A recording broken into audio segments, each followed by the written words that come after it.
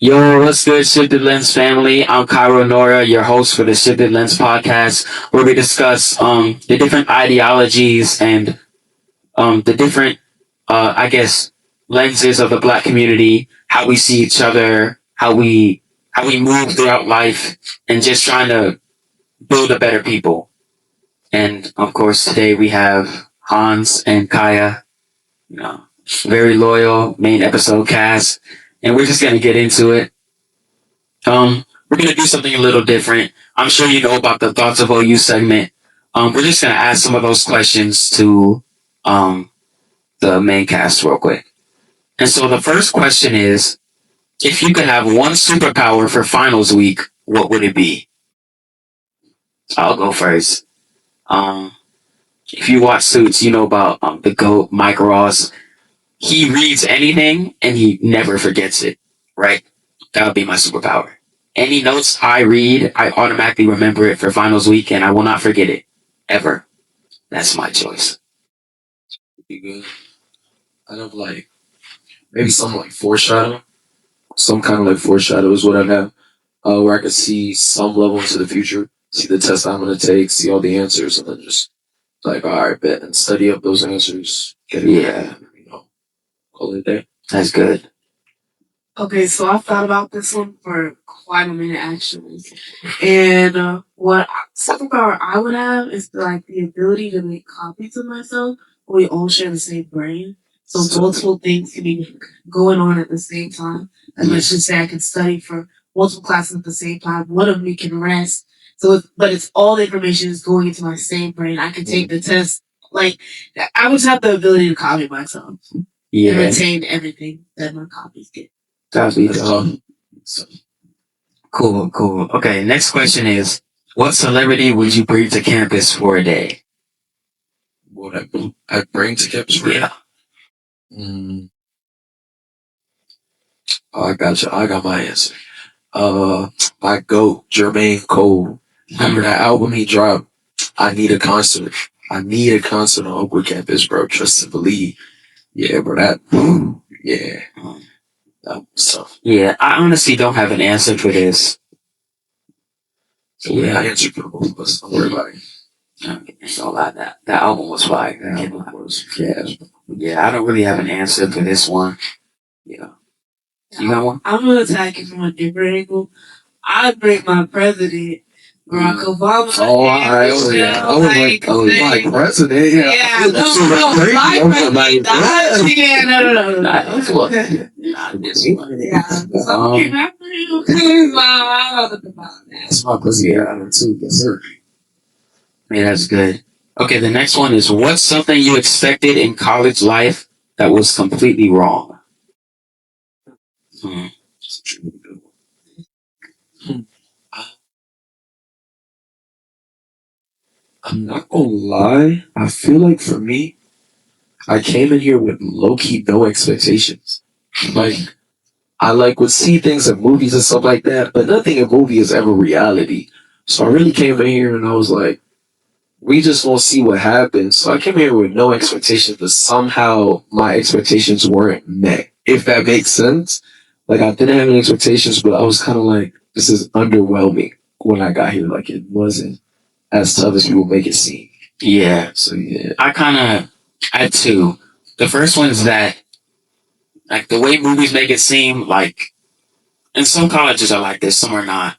Some of them are in the middle, but the idea that there's always something going on at every hour of the day, no matter what you're doing. If you skip this event, you know there's three others you can go to at the same time. And if that schedule is from 3 to 7 of events, there's a 7 to 10 set of events, a 10 to 12, a midnight, 2 a.m., some kind of party or whatever. Yeah, that's not my campus. Yeah, I think that's And then the second one is, like, every college I'm pitching, yeah, roommates are like the just most evil person to deal with. Like they make roommates either really dirty, really mean, like don't care about just anything, just could be just weird, you know. But I guess I kind of have like an alibi because, me and my roommate been friends since high school. So I kind of got a cop out. So we cool. But, you know, the idea that like roommates are like always like that was completely wrong. Even the people who like don't know each other very well, if you like just talk to your roommate a little bit, get to know them in like a day, y'all could be like best friends. So like, yeah, that idea of roommates was completely false. Can you repeat the question just real quick? Yeah. What's something you expected in college life that was completely wrong? Okay. I think like Hans, I didn't really come in with a whole lot of expectations simply because I just wanted a blank slate. Like I didn't really want to expect anything. But I will say one thing that was kind of delusional for me. Well, it's true to some extent. You meet your lifelong, especially for our school. You meet your lifelong friends, right? Mind you, I have definitely met some of my lifelong people. Some people like we're locked, and I know we're going but I think I applied that mindset to other friendships and other relationships. That it was like, yeah. So I ended up being like, whoa, like they're crazy. They're not gonna be here for the long run. And I just kind of thought all that was high school stuff. And once I got to college, whoever I meet here, these are my people forever. But that's real. Yeah, that's real. Yeah. Okay. So we're gonna get straight into our main topic. So the tagline, I guess, of this episode is regression of black success. Our greatness, our greatest achievements have become our crutches. Is what has black success looked like in the past 20 years in comparison to how it looks now? And does it look like we are making strong strides towards a better people, or are we slowly failing? Yeah. To start off, you know, I'm not gonna say our people have not been making strides to, elevate, but I do feel like we become like accepting of where we are as a community when if we had just kept that, I guess, flow state or like that trajectory that we were on many years ago, fighting for civil rights and freedom from slavery, we could be so much further ahead than we are now. And, a lot of our people are just okay with where they are, not because they don't want better, but they're in that position in life where, it could be worse, it could be better, but this situation is tolerable and I can deal with this. But I just feel like in my heart we can be so much more as a community. And yeah, that's just where the idea of this episode came from. Of anything. Yeah, I would say, though, yeah, it's not as if our community isn't doing stuff that we're supposed to do and that we need to do. We're definitely still going strong. We have people that are doing things that they need to do, whether in the entertainment industry, science, whatever it may be. There are people like doing strides, but I believe as a whole with our community, that's very true. Of the majority, we're kind of complacent where we're at. We're not trying to strive and do any better for it. And it kind of goes back into the last episode that I was on, where we were talking about, what were you talking I don't remember exactly what we were talking about, but we were talking about things that have to do with the community as a whole, where it came to kind of us being complacent, right? And I was saying that there's a lot of things that are elevated, like being from the hood, being from the trap, all that stuff is elevated. So people are trying to go back to that and trying instead of trying to do better. So I feel like the main problem is our version of black success for some people is kind of actually becoming misconstrued.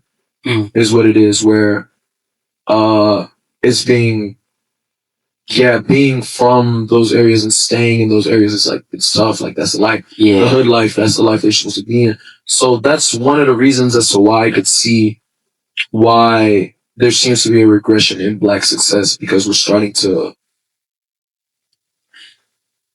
I wouldn't say lose, because of course there's some of us like we're at a HBCU and at this HBCU we're trying to better ourselves. We're trying to be successful black women and men. So there's so many different reasons, but I would say that's one reason that came to mind as to why it could be like that. Yeah. The other episode was about the like looking down on your own people in your community for That's trying to be better. There Yeah. you go. Okay, yeah. Yeah. That was it. I think that's a great example. I think the fact that it's looked down upon to be better off, for that to be looked down upon is kind of hypocritical and ironic, really, because the fact that you see somebody doing better, like overall in their life, and you look down on them, that means you see what better looks like, and you see where you should be striving toward, but instead of moving toward it, you're downing somebody else. That doesn't make sense to me. So, yeah. I think my notes on that topic. I feel like I don't know if we've necessarily regressed. I think the way like the civil rights movement and everything was just much bigger. And so it's a noticeable difference, right? Whereas, so when I was thinking about this, I was actually thinking about like the physics equation where work work is equated to force times distance, right? So if I continue to push at this couch and it does not move, even as much as I push at it, and as long as I pushed at it and it has not moved, I have done no work on the couch. And so it's like now we've gotten past the civil rights movement, we've gotten past segregation in its rawest form. And so now we're working to move forward, but it's like it becomes discouraging because it's like we don't feel like we're moving. And I think some of the progress is just not highlighted in the same fashion anymore. And I think that's kind of why it looks like, oh, we have this big wave and now, it's gone back out. But it's like, no, there's little waves too. But because of how there's literally centuries of just history and trauma that's built up in all this system that like it really just it's like even with the small waves there's that same it's gotta go out and then come back because it's like there's such a big force that we're up against. Yeah. Oh, you got it. Okay. That's a great way of putting it, because in my head, the way I see it as is just like okay, this really steep incline, and now we're at the point where it's just plateaued.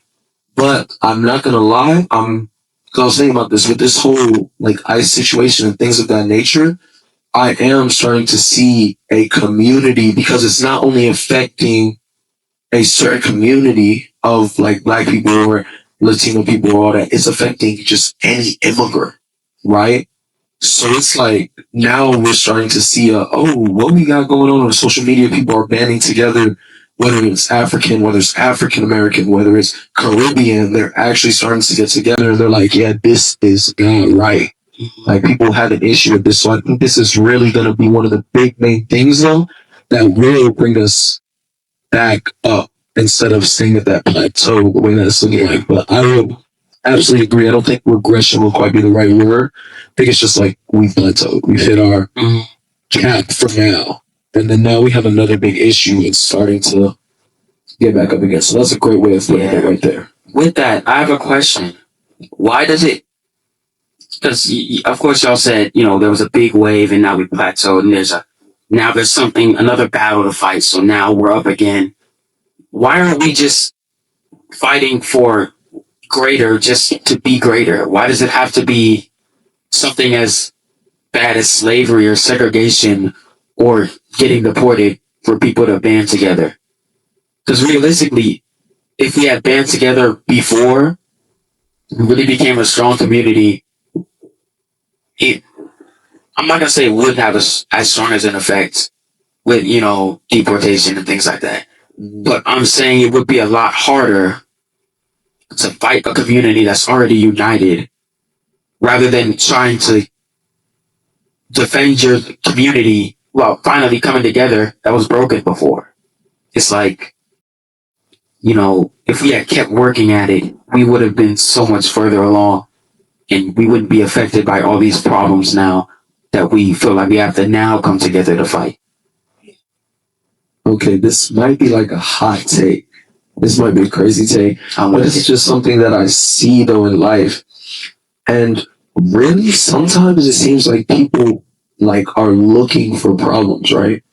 So, right, if there's no big thing going on to band together and everyone just complacent and they're like, oh, this and the third, right? And they're like, oh, this is cool, but it's boring, right? So now, if let's say there's a group, right? There's, right, the big split is like African American, Caribbean, and African, right?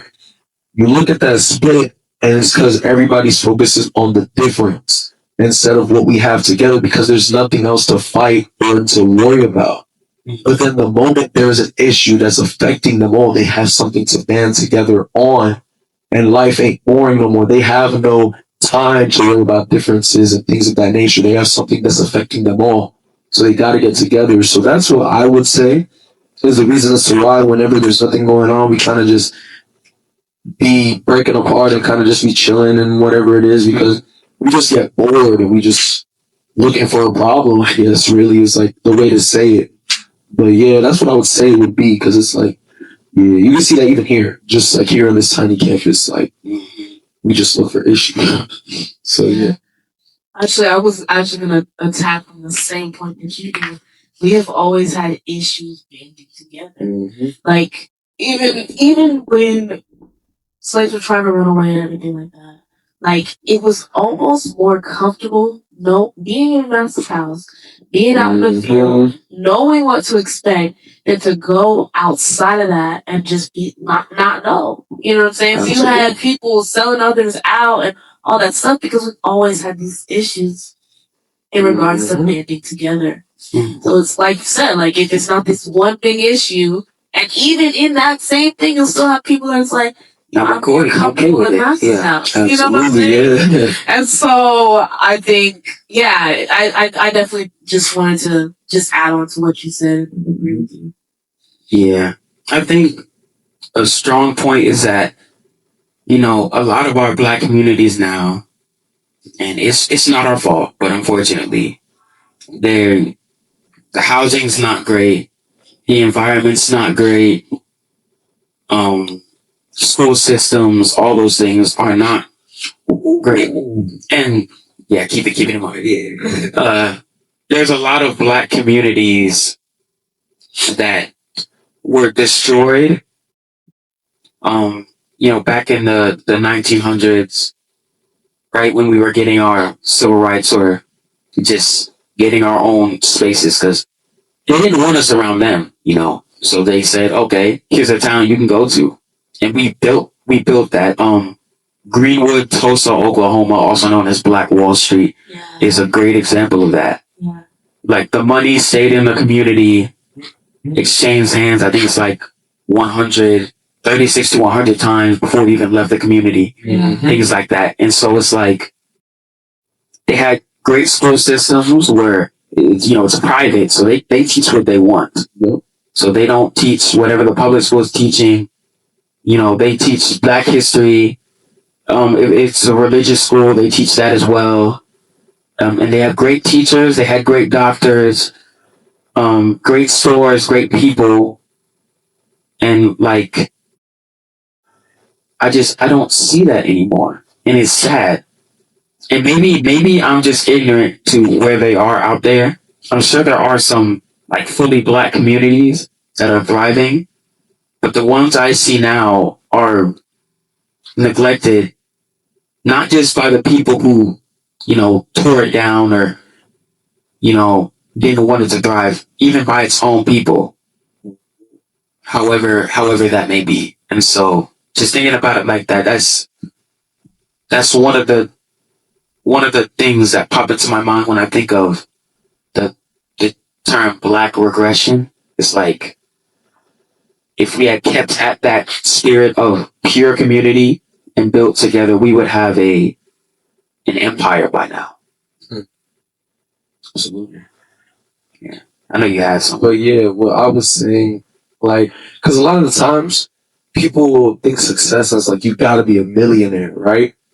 That's not just the fact that you're chilling in the upper middle class. You're still in like the top 25% of the world. Like, right? So, like, a lot of people will forget the perspective that millionaires are like the top 3%, if even that, of the world. Like, there's not many of these people in the world, right? And a lot of things that I'm going into more of an economical standpoint. I'm a business major. So, is DEI and things of that nature, right? When there are companies and corporations now, like we're doing this on a corporate level, that are taking away these things that helped either us as a community to be able to get jobs, to be able to do all of these different things, and these things are getting taken away, it also affects our abilities as to be successful black people. Because at the end of the day, if you're working and you see Tyrone Robertson on your application, you're immediately gonna be like, right? But if you see like Caleb White on your application and you see White and you're like, okay, you feel me? Yeah. Right? So it's like, and DEI really helped with things like that. Like it really actually stopped things like that completely. So things like that getting taken away, now a lot of people's biases can now get thrown back into the mix because there isn't that inclusion anymore. Really, it's in the name. There isn't that inclusion anymore. So that's a big issue in that. And I mean, a wonderful president, and he gets so much love for our community, of course. So, just keeps making it harder and harder for us to actually work to be able to do all these things. And like, if I'm being honest, I'm kind of scared almost to get into the workforce, right? Just knowing that the things that are coming to me, and I feel like that's the same for a lot of black folk. So that's why they'll stay, collect their little, checks or whatever, unemployment checks, all of that, their EBT, all of that. Because if I'm scared and I went to college and I feel like I'm well educated, well versed in where I'm going, but this job market is cooked already for, even if you're white. And now me going in as a black man going into the job market, it's like mercy, Yeah. So that's definitely another reason where it's like I can see that plateau even on the being successful area of the like black regression topic that we're on right now. So Yeah. I mean, I guess the next point of action is like what do we do at this point? Because it's like our people, most of them know where they want to be. Most of them know where they don't want to be. And a lot of them either have plans to move forward or just know where they want to go and just like, but I'm okay if I stay here anyway. So what would be a great action to take as a community or just as an individual to build a community that wants to climb the ranks of success? I don't know. I think okay. Just this is speaking to your point earlier. You had said, if we kept our foot on the gas, we'd be a lot further, right? And we kind of like touched at it, but it's like the foot was on the gas, and then let's just like even just Black Wall Street, like then they burned it. No, they burned the whole thing. They burned it. Yeah. Yeah, sorry. no, they They're like they burned it. So it's like we got to this peak, and then we got to start over. Yeah. And so I think, like you said, the question is, what do we do? And I don't know. I think even in this, what we're talking about, it kind of just showcases the beauty in the resistance of our people. Because it's like, even faced with all of this, every single time we get to this point. Like, did y'all hear recently how 47 had this governor's banquet or whatever, and he didn't invite the whole new black governor? Yeah, I just Wow, really? the only black governor was Wow. Make it more obvious, please. Make it more obvious. Are you serious? I've not seen that yet. I'll probably be seeing that after this. So before we it's listen. like he got to this point, and it's like, well, again, hate with this resistance, but it's like we still continue to push forward. Are we as close and connected as we should be? No, because we still have these inner battles like the colorism. You have like just even classism as well. We have that going on, and there's other things. So it's like there is a lot of like we can't be solid because there's a lot of like tension in our foundation. But I do think we all, as a people, we are continuing to move forward. But it's like honestly, I don't know. I feel like education truly is the great tie between everything. Because if we're all educated on this and we all come together and we talk about, okay, what has happened and how do we get to this place, it creates within people like this drive to want to do better. You know? Because, yes, like it is easy to be complacent because, like I said, if Massa was, even though Massa wasn't taking care of you, you knew enough about Massa's house and it's comfortable. You know, I know, okay, I just go here and get that. Okay, I'm cool. If I just stay in my space, trying to, you know, just do my job, hit that quota, I'll be all right. But it's like, I don't know. But yeah, just what I was trying to say. I think the greatest tie simply is education. Absolutely. And they know that too, which is why it's like when you look in our neighborhoods, you compare it to a nice suburban area, you see the difference of education. I've seen the difference in education in my life and as a whole, seeing the difference of how it looks to be in, I guess, a not as well off, but I've also seen in a well off community where there are those that are really trying, like, to make it up. So it's really like, I see it all, but to go back to what you were saying earlier, when you were like the foot off the gas thing, I'm not gonna lie, I don't even think we took our foot off the gas. I feel like we just dragged out the car. Is what I think it was. Because when you look at it, I feel like, yeah, we might have been like we were slowing down a little bit. But then, like, whatever car was chasing us caught up and they just snatched us out the car. Because I feel like there's been more done against us to take us away from where we need to go than us against us, right? Because the us against us comes from the people around us trying to get us to cause this us against us mentality. And it's not even just us versus us in the black community. It's like the black community versus the Latino community or black community versus the Indian community, whatever it may be, just to get immigrants against each other in general is really what it is. Like, I was looking, wow, actually this month has been the biggest month where I've seen such a big fight in our community over Black History Month. Cause I was on Fizz. It was Fizz, like this college version of like Twitter or Reddit, things like that. And there was a Caribbean person who posted like Happy Black History Month, and he put like the flags of every black country and also like the American flag, but assuming for African Americans, right? So right, and then an African American person refused and was like, Black History Month is not for y'all. It's only for African Americans. And I was like, oh, this is where we get into problems with our communities. Like, I do understand where you're coming from, but to say that, because me as a Haitian, I know what my country did to help bring your independence as an African American. So for you to say that, especially knowing that my country was the first black country to get independence, and other countries were like, whoa, what we got going on? We need to start doing that too. For me to know that and for you to be like, this month has nothing to do with me point blank, it low-key hurt me, and it was like, I could have easily retaliated, but I was like, I would be in the problem myself. I could have refused and be like, what are you talking about? Like, what? But there is no point in that. There's no point in me retaliating, going back to that. But that definitely, I just thought it was like, wow, we really are so divided. And on the littlest thing, like, that's not even something like we have any reason to be divided on. It's called Black History Month.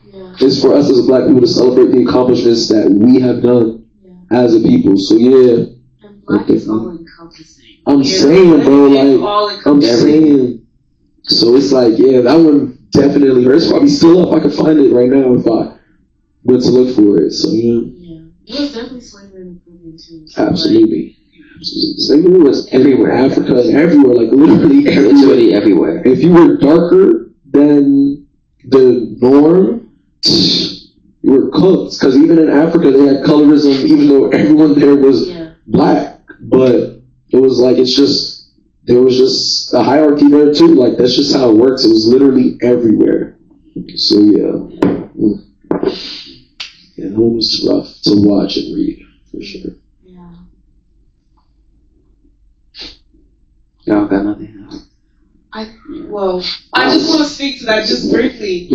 I think like I'm just simply playing devil's advocate. Absolutely. Yeah, this is not my personal feelings, but I feel like I think African American history has been so synonymous with slavery, whereas like being of Caribbean descent, you know where you came from in a sense, you know, like you know where you came from, whereas as an African American, just black, it's like your history is so synonymous with slavery, which is why that individual was able to or felt comfortable making that comment because he, she, whatever, was thinking, this is my history, this is who I am, because I don't know where I came from, I just know I was stolen from somewhere. You know? And so I don't know, I think that's why, I think that mindset, because I just even had talks with, like, my roommate, y'all know what I'm talking about, but, like, you know, she's black, just straight up from the South, like, she doesn't know anything else than that, and she was just like, wait, sorry, I was going somewhere with this, I promise, I just lost my whole train of thought. Oh my goodness, I literally lost my whole train of thought. But yeah, let's just circle back to where I was at the beginning because I literally lost my whole train of thought. But yeah, I think African American history has just been so synonymous with slavery. Like the richness of it has been glossed over. Absolutely, yeah. You know, that's very, very real. Like, and I also understood where he was coming from, or he, she, whichever one they were coming from, because African American history, though, is just always looked so down on in general. And also the reason it is also just essential slavery also has to do with just the fact, right, us other countries, like you said, we're in our countries. So we have control over what our history dictates, right? The French aren't still in Haiti doing whatever they want. No, we ran them out, right?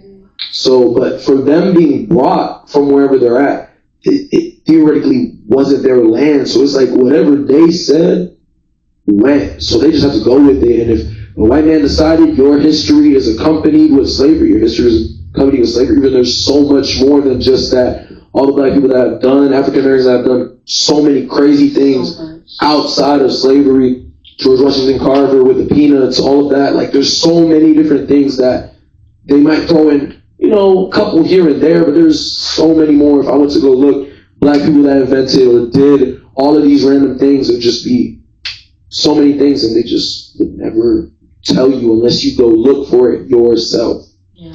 So yeah, absolutely, I see where they're coming from without a doubt, because their history, the good parts of African American history are definitely like hidden. Yeah. They're hidden is what is like, that's the way to say it. They have been hidden from, because they don't have control over that. Yeah. Because it's not their land, you know?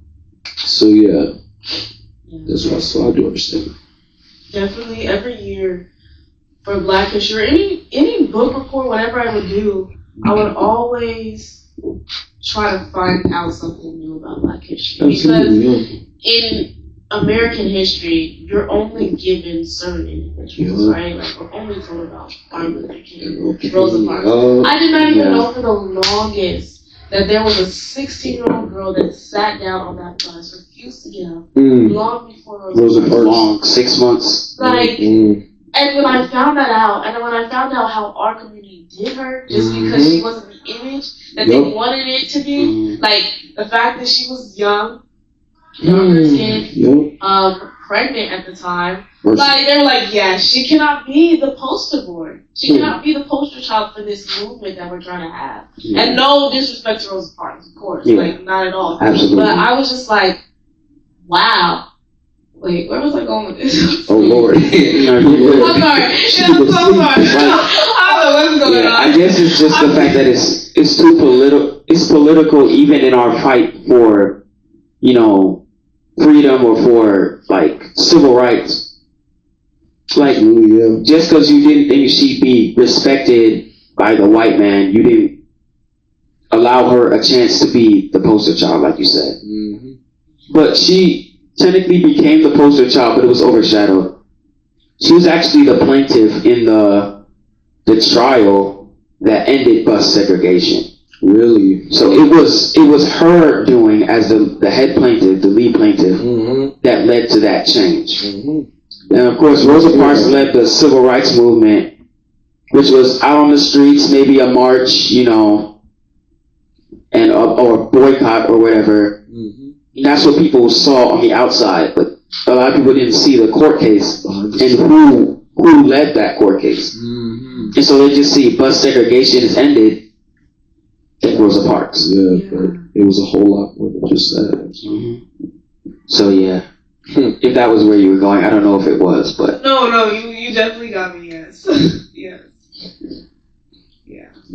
I need to go to sleep. No, I think that's what it is. I think that's what it is. Nah, that's real. It's been a long day. Mid-sentence. I think we covered everything. Unless y'all got any closing statements you wanna let the audience know. No, I don't think so. I will say this. This is not a slight to our current, generation or our current people right now, because I know we are striving for greatness. Absolutely. But we need to pick up the pace, be a little more intense with our thirst and our hunger for what we want. We really have to move towards that by any means necessary. Absolutely. And just because you don't have a community rallying around you doesn't mean you can't make a change. Because, change really does start with the individual. Absolutely. So, and even if it's a one-by-one chain reaction, everybody thinks change has to happen. We're doing this, and everybody's going to agree and come together, and we're up here by tomorrow. That's not realistic. That's not how that's going to work. I'm an individual. I have a plan for our community. I tell Hans agrees. Hans tells Kaya, we agree. We tell my cameraman back there, we all agree, Yeah, shout out to Bonnie, and then we all come together. They tell somebody. Within the day, we have a crew, we have people ready to move forward to make that change. Absolutely. And to really strive for the success that our community wants.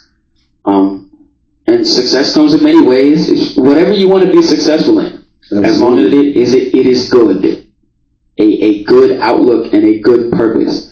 Because a lot of people, just because you have the discipline or determination doesn't mean you're going in the right direction. So make sure your community is not just yes men or yes women, people that actually okay, we can do this differently.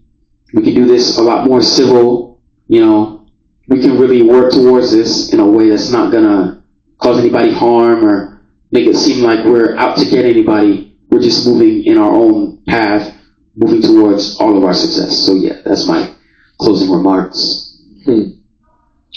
This is going to sound like Oakwood propaganda, but I promise it's not. I think one thing that I find very, very powerful is the fact that the very land that our school sits on was a plantation. That is tough, though. It was illegal. There was punishment for being able to read and write, and yet now this is an institution where we are training people beyond that, right? And I just find that so powerful. And so in my closing remarks, I think one thing, of course, it starts with me, right? It starts with the person in the mirror. And it's as a college student striving for greatness, striving for all these things, it's also important to remember who fought for this for me, right? Yes, there's still a fight, but it's who our ancestors fought so that we could be in this very position that we are now. Right. We are beyond their wildest dreams. And that's crazy to me. So it's like when you think, man, this teacher's getting on my nerves. I don't really want to go to class today, or all these other thoughts that kind of can tend to roll in. It's like, but I have to remember who fought for me, you know? And so I think it's important to strive for excellence in the very steps that we take moving towards like this future career path, because it's like we cannot take for granted the fight and the struggle that was fought on our behalf. Absolutely. Guess since everyone else has some closing remarks, I should say something.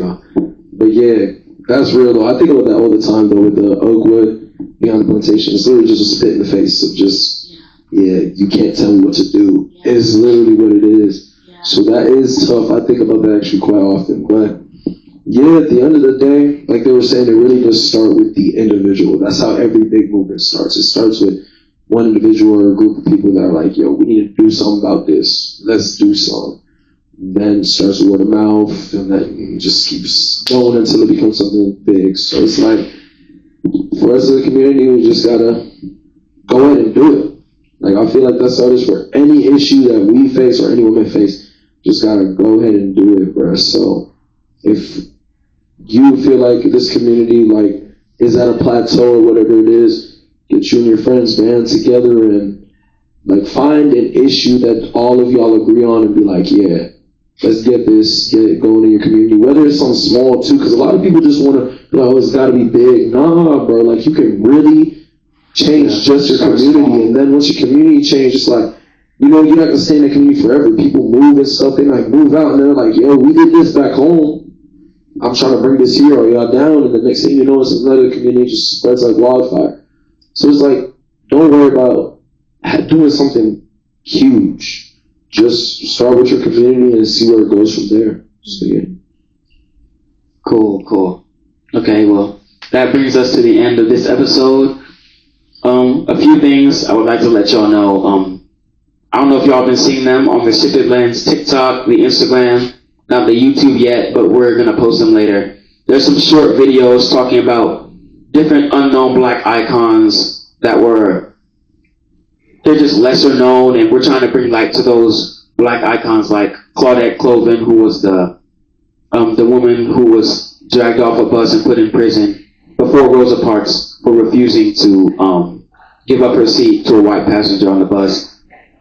Different black economies, and Days of Resistance, which is becoming one of my favorite, when our people decided that we weren't gonna take the racism, segregation, the lynchings anymore, and when we fought back for our community and really stood our ground. So all of those videos will be posted throughout this month, Black History Month, every day pretty much. And so please go and check those out. Like those videos, share those videos, really let your community and anybody you know, just let them know about the success that is the black community, because there are people out there that our community genuinely does not know about, because like y'all said, it's hidden from us. Mm-hmm. And so you're going to hear a lot about those people in these coming weeks. And I just hope you enjoy those videos, really dwell on them, and really look at how great your community is. Mm-hmm. And so we hope you enjoyed the episode, and we'll catch y'all next week. All right.